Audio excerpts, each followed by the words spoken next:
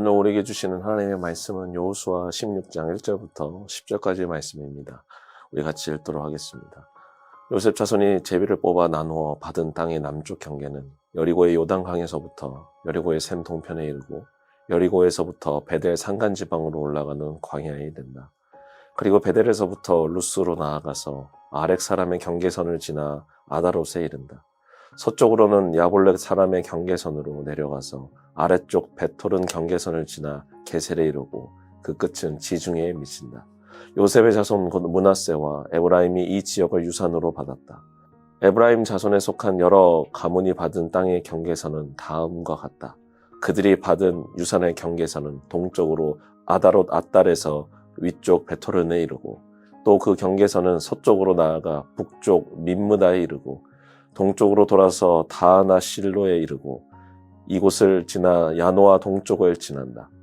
야노아에서부터는 아다롯과 나아라로 내려가다가 여리고에 미쳐서는 요단강으로 나아가고 또 다부아에서부터 서쪽으로 가서 가나게우를 따라 바다에 이르러 그 끝이 된다.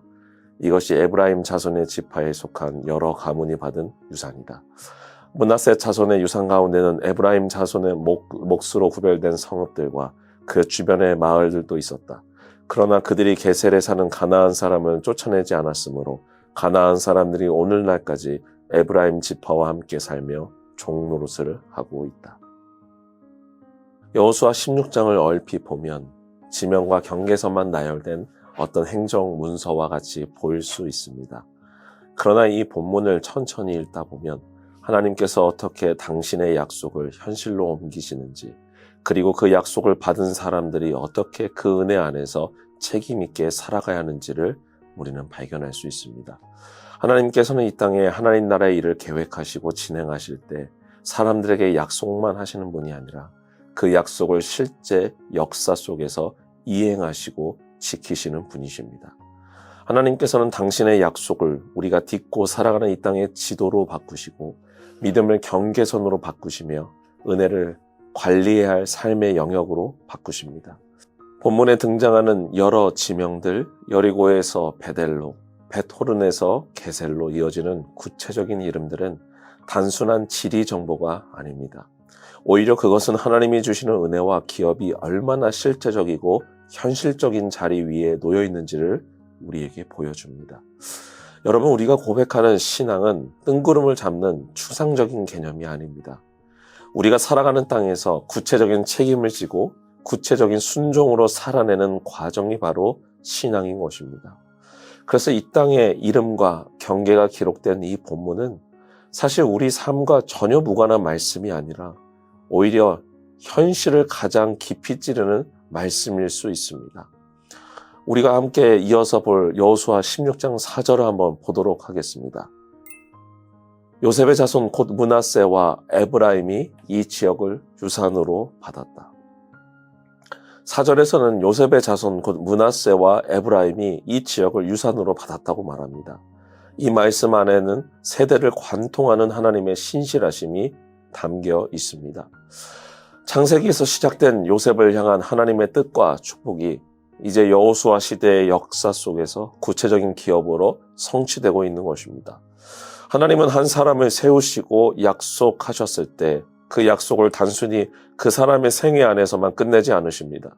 하나님은 한 사람을 통해 세대를 세우시고 한 가정의 눈물과 기도를 통해 공동체의 지도를 다시 그리시는 분이십니다. 그러므로 지금 우리가 이곳에서 말씀을 듣고 서로를 위해 기도하며 각자의 삶의 자리에서 그리스도인으로 살아가는 일은 결코 작은 일이 아닙니다.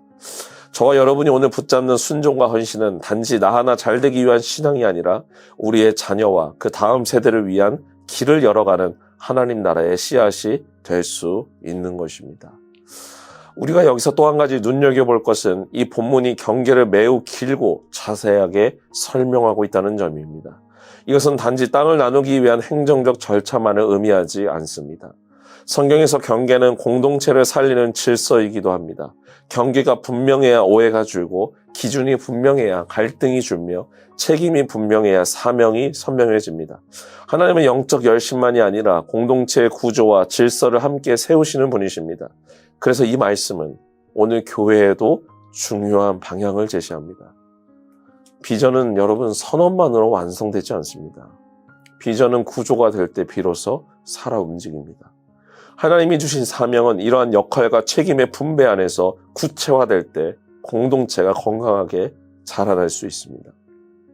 그런데 이러한 땅 분배와 공동체를 위한 질서의 이야기를 담아내다가 본문 마지막 10절에 갑자기 분위기를 바꾸어 중요한 사실을 우리들에게 이야기합니다. 우리 여호수아 16장 10절을 같이 읽도록 하겠습니다.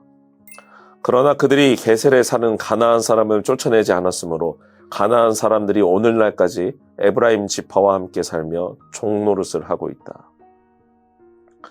에브라임 지파가 게셀에 사는 가나안 사람을 쫓아내지 않았다는 기록입니다. 이 한 문장은 본문의 영적 긴장을 우리 앞에 세워줍니다. 하나님이 땅을 주셨지만 사람들은 그 땅을 온전한 순종으로 채우지 못했습니다. 이것은 단순한 군사적 미환이 아니라 영적 타협이 시작되는 지점을 우리에게 보여줍니다. 처음에는 현실적인 이유로 이해될 수 있었을 것입니다. 적당히 공존하는 것이 효율적이고 어쩌면 덜 불편한 선택처럼 보였을지 모릅니다. 그러나 성경이 계속해서 말하는 것은 분명합니다. 남겨둔 죄는 결국 구조가 되고 미뤄둔 순종은 미래의 짐이 됩니다. 부분 순종은 시간이 지나면서 반드시 공동체의 영적 체력을 약화시킵니다. 우리 삶에도 이런 계셀이 있습니다.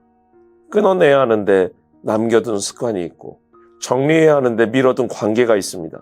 회개해야 하지만 합리화해 온 태도도 있습니다. 하나님이 분명히 말씀하셨는데 나중에 라고 미뤄둔 순종도 있을 수 있습니다. 하나님은 우리에게 기업을 주시는 분이시지만 그 기업을 거룩하게 관리하고 지켜낼 책임 또한 함께 맡기십니다. 은혜는 공짜이지만 은혜를 받은 사람의 삶은 결코 가볍지 않습니다. 하나님이 주신 영역이 클수록 더 섬세한 순종이 필요하고 중심에 세워진 공동체일수록 더 분명한 영적 경계가 필요합니다. 중심은 자랑이 아니라 책임이기 때문입니다. 그러므로 여호수아 16장은 우리에게 조용히 질문합니다. 하나님이 내게 맡기신 땅은 무엇일까? 가정일까? 사역일까? 직장일까? 혹은 내면의 어떤 영역일까? 나는 그 영역을 믿음으로 정리하고 있을까? 아니면 은혜만 받았다고 생각한 채 방치하고는 있는 것은 아닐까? 그리고 내 삶의 계셀은 무엇이며 나는 왜 그것을 아직도 그대로 두고 있을까? 두려움 때문일까? 편리함 때문일까? 혹은 이 정도면 괜찮다는 자기 합리화 때문일까? 오늘 말씀 가운데 하나님께서 우리들에게 이야기하십니다. 하나님은 약속을 현실로 주시는 분이시고 우리는 그 현실 안에서 순종으로 그 약속을 완성해 가야 하는 사람들입니다. 사랑하는 미랄의 성도 여러분, 오늘의 작은 타협이 내일의 큰 부담이 되지 않도록 하나님이 주신 삶의 자리에서 끝까지 순종을 지키시기를 바랍니다. 하나님이 주신 이 땅의 기업은 단지 땅이 아니라 우리를 통해 흘러가는 하나님 나라의 통로가 될 것입니다. 저와 여러분들의 삶 가운데 이러한 은혜가 온전히 머물 수 있게 되기를 주의 이름으로 간절히 축원합니다. 함께 기도하도록 하겠습니다. 사랑해 주님 감사합니다. 오늘 여호수아 16장의 말씀을 통해서 하나님의 약속이 어떻게 자손 대대로 이어져서 실제로 이루어지는지를 보게 되었습니다. 하나님은 말씀만 하시는 분이 아니라 그 말씀을 성취하는 여호와 하나님이십니다. 주님, 이 말씀 앞에서 우리 안에 어떠한 계셀이 있었는지, 어떠한 타협이 있었는지를 돌아보길 원합니다. 다시 주님 앞에 나의 고집과 아집을 내려놓고 주님 앞에 더욱더 순종하는 저희들 되게 하여 주시옵소서. 오늘도 주님과 함께 이 기쁨으로 순종하며 나아가는 믿음의 성도들에게 다시 한번 새 힘과 은혜를 허락하여 주시옵소서. 주님께서 오늘 하루를 붙잡아 주시고 함께 하실 줄 믿사오며 사랑이 많으신 예수 그리스도의 이름으로 기도합니다. 아멘.